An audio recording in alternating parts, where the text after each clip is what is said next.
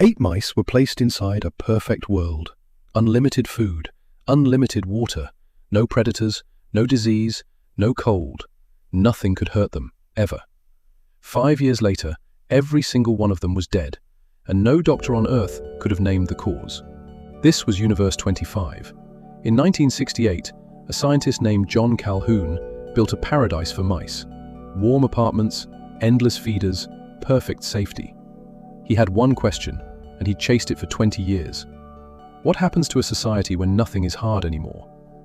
At first, paradise worked. The population doubled every 55 days. Hundreds of mice, then thousands. Every need met before it was even felt. From the outside, it looked like the happiest place ever built. Then, the roles ran out.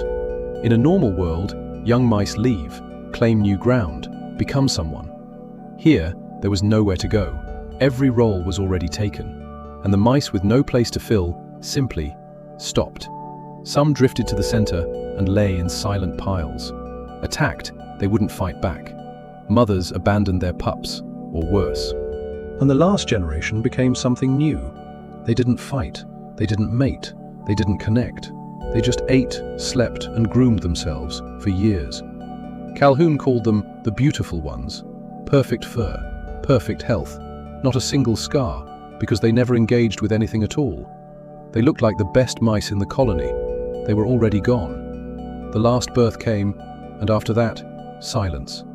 The colony aged and died out, one groomed and flawless body at a time.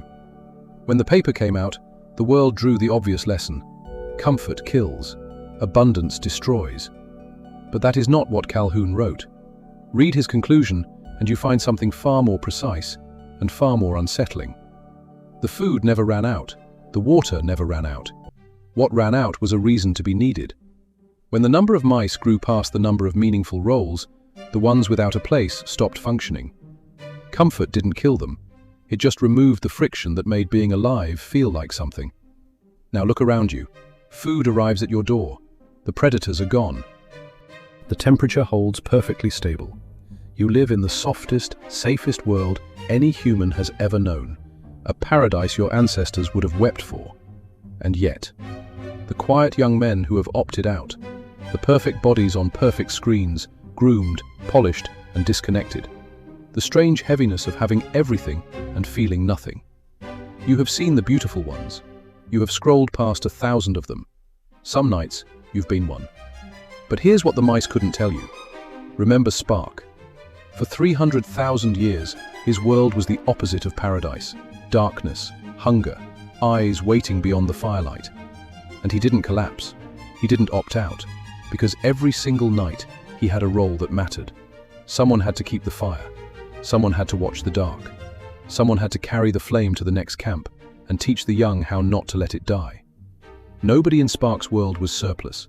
Every life held a job that other lives depended on. That, not the danger, is what kept them human. And this is the part almost nobody quotes. Calhoun wasn't a prophet of doom.